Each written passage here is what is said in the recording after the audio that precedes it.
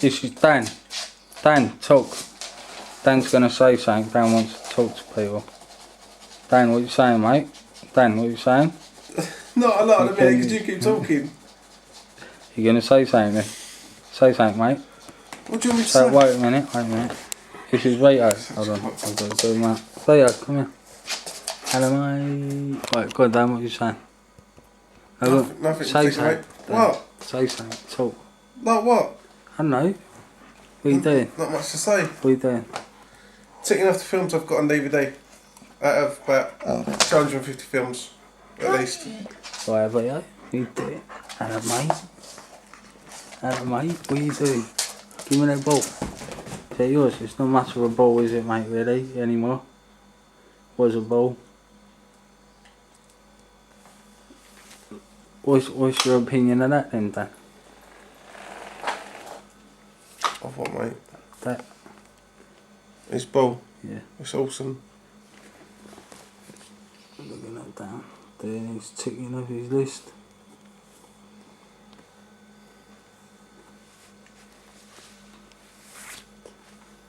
Dan, you talk about Hulk Hogan a lot on your channel. Oh, no, mate. A bit too much, to be fair. I've got to stop doing that. I'll stop talking about TNA altogether, mate. It's fucking shit. What's your beef with it? A lot of different things, mate. Things I've kind of already said, but in a lot of ways. You got beef with the booking? Yeah. Booking's terrible. Really bad. It's getting worse. Ain't getting better. Do you like the bits with Hulk Hogan and Dixie Carter? Do you think that's good for TNA and good for business? Oh man. Hulk Hogan, right? I regret saying certain things in life, and that's one of them. Hulk Hogan being a good thing for TNA. Biggest mistake I've ever said on my channel. That is the biggest thing I've ever said. That's the stupidest thing I could have ever said, because I should have known that it wouldn't be about him helping people. It would have been about him just putting himself over.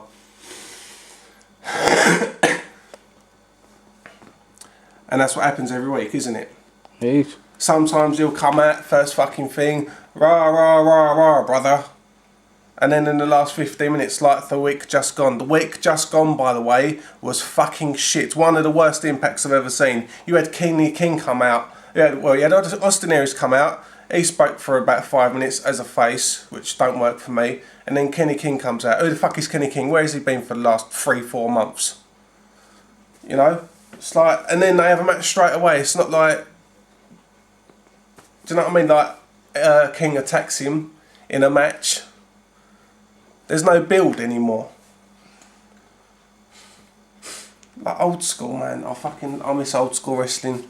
And what about with like aces and eights? How they're just bumping them off as quick as possible. Do you think they've realised what an absolute fucking failure that was? Yeah, plus money. You know, Hogan's on 2 million a year. I read. I don't know if that's true, but 2 million a year. For what? What's he done since he's been there? He's had a match with Sting and a tag team match. That's about all I remember. Yeah, but would you have wanted to see him wrestle more than that anyway? No. It's not even about that. It's just the fact that he gets 2 million for coming out and saying the same shit every week with a different person. And do you think he draws the fans to warrant earning 2 million? See, the fans before Hogan came in were intelligent. They knew wrestling, they understood wrestling, they understood the psychology of wrestling. The fans now, the fans that Hogan and others like RVD and other people like, just don't get it. The fans, some do, some still cheer Austin Aries and Bobby Roode and even Daniels and Kazarian. They get a response every now and then, you know what I mean, they get a few cheers. But back in the day, you know, when it was about wrestling and all the bullshit, I don't honestly give a fuck what Bully Ray has to say every week. I know he's brilliant at what he does, and I really do like Bully Ray. And I'm kind of glad to see him with the world title, but in a lot of ways, I'd rather that be like Bobby Roode or Austin Aries, because they're better wrestlers, and they've got just as much to give psychology-wise and talking-wise. Austin Aries is as good as they come these days. Bobby Roode can do it. Daniels can do it. Kazarian can even do it, because he's probably learnt from Daniels. Well, from Daniels.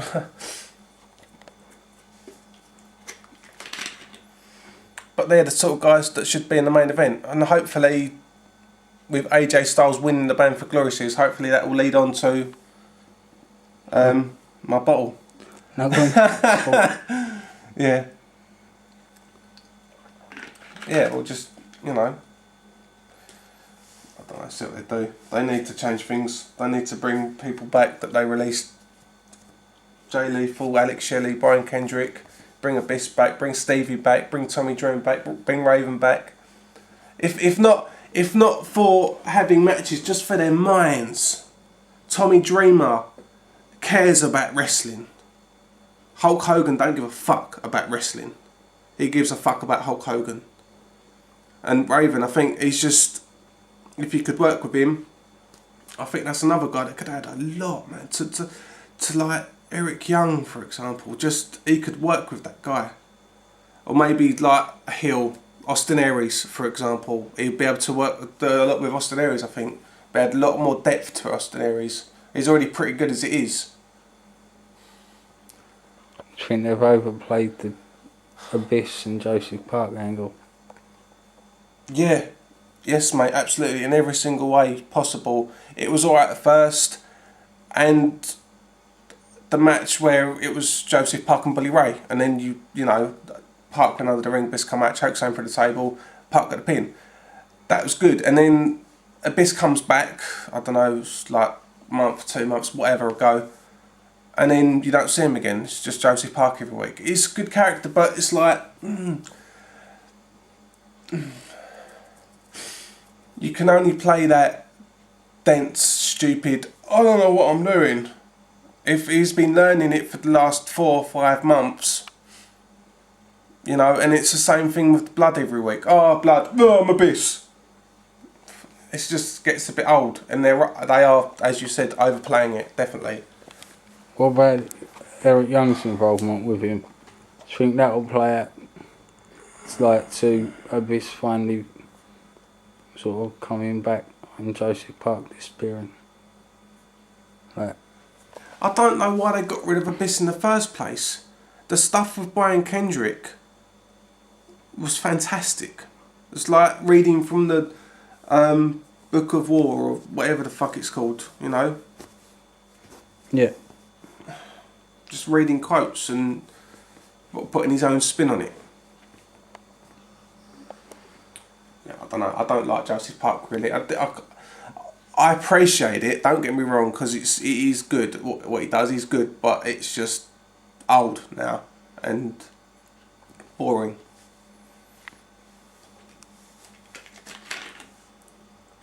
What do you reckon about Jeff Jarrett coming back? I think Jeff Jarrett running things is a lot better than Hogan running things, but then to be fair, I think they should bring Vince Russo back.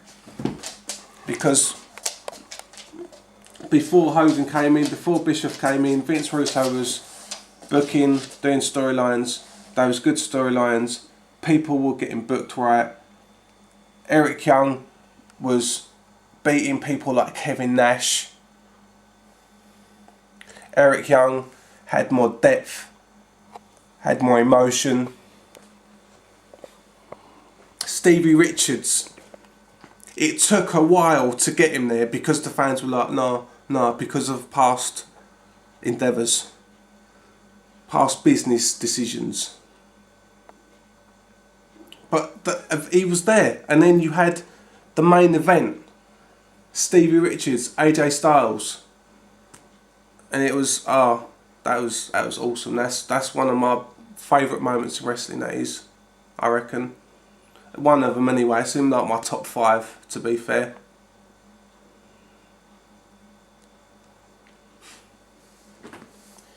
And then Hogan comes in, Bischoff comes in, and then Stevie's basically taken off the telly. And that's when you start to realise it ain't going to get any better, is it? It's just going to get worse. And it has. How long do you reckon CNA's got left in the bag? Do you reckon it can recover? Do you reckon it can at least stay afloat? And then maybe one day, years down the line, when they're ready? Or do you reckon it's going to flop like a big bag of shit?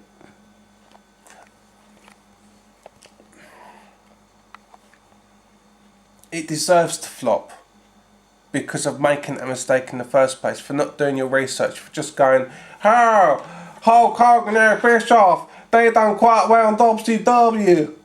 NWO, alright then, let's bring them in, pay them loads of fucking money every year. For what? A year or two of maybe, I don't know, 4, 5, I don't know how long that lasted, to be honest. The NWO, I didn't watch WCW, so however long that lasted, that's the best business WCW ever did. And then what happened after that? The company basically just went downhill from there. Fucking Vince Russo and fucking the other stupid cunt, David Arquette, winning the fucking World title. Go fuck yourself with that shit, you stupid motherfuckers. I'm glad I never watched WCW back then, because I would have only watched it for Kurt Hennigan, Macho Man, Bret Hart, people like that, British Bulldog, Brian Pillman, even now. Not so much back then, but.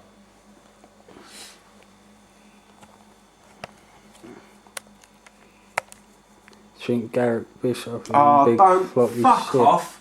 Fuck off, don't even mention that cunt's name. Garrett fucking Bischoff. Do you think he's a big sack of shit?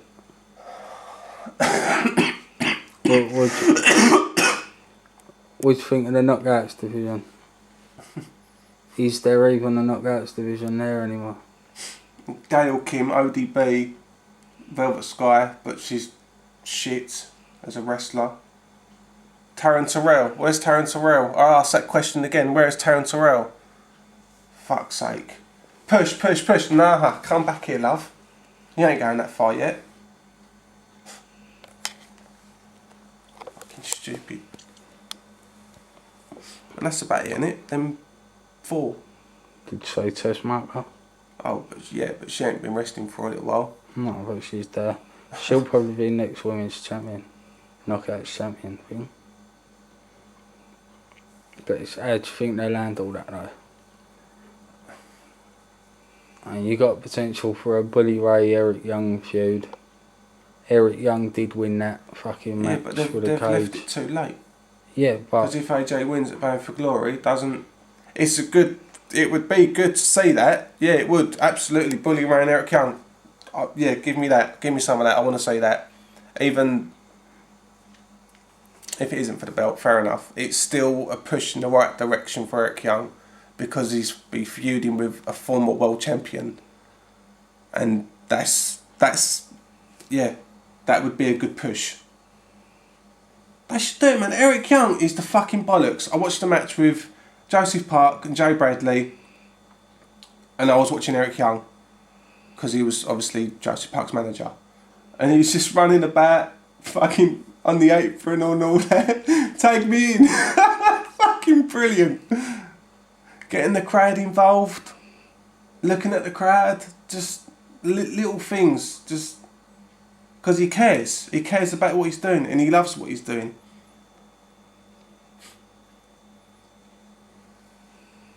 do you love what you're doing? Or right now, right this second. I don't know. If you're talking about right this second, then yeah. You love wrestling? Is it in your blood? Yeah. I know it sounds like a silly expression, but 20 years is a long time to. Yeah.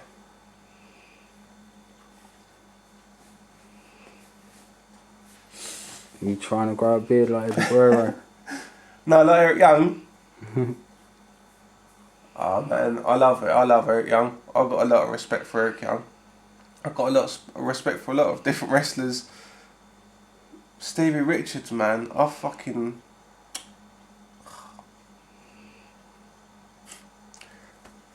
breaks my heart, really. He's fucking... fuck off. Does me, man.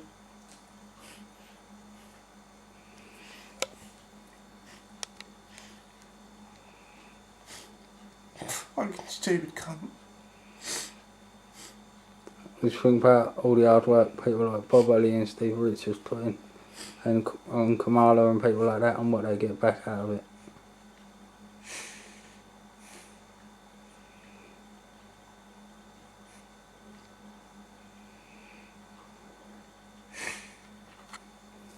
I can clearly see it. It makes me feel... oh, fuck off. Oh, I feel like proper guilt in a minute.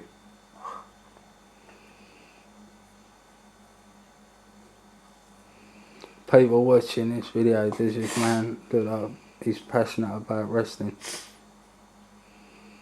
Does he love his shit? Loves his stuff?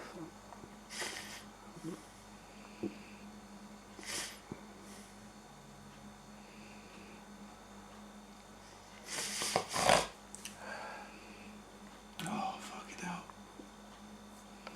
When was the last time you really enjoyed wrestling? When we were at Dropkicks last.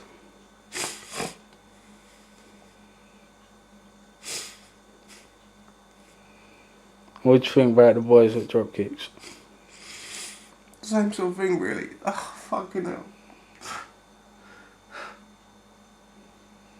I've got to stop crying because I just want to talk.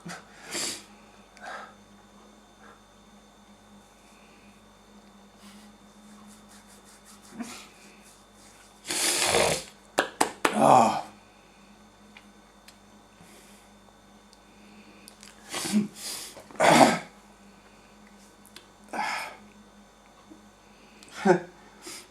It's the same sort of thing.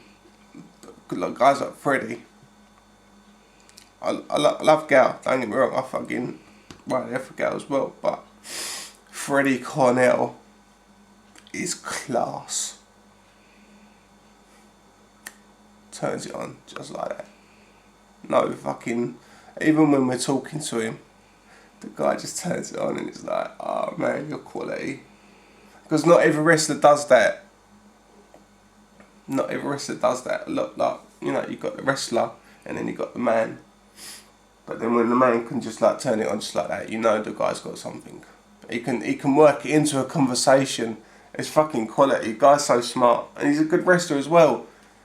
And then you see him fucking wrestling them other cunts that are gone there, so I don't really need to mention them, but Yeah. far from perfect. Anyone knows will know. That's all I need to say.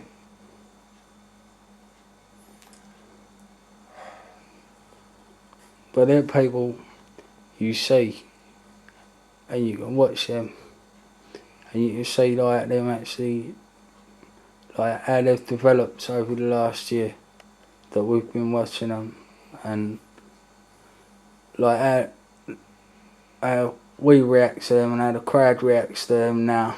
Like the crowd's got stronger over the year, and it's like they really are putting their hearts into it now. Working harder, and it shows. Absolutely, mate. Yeah, definitely.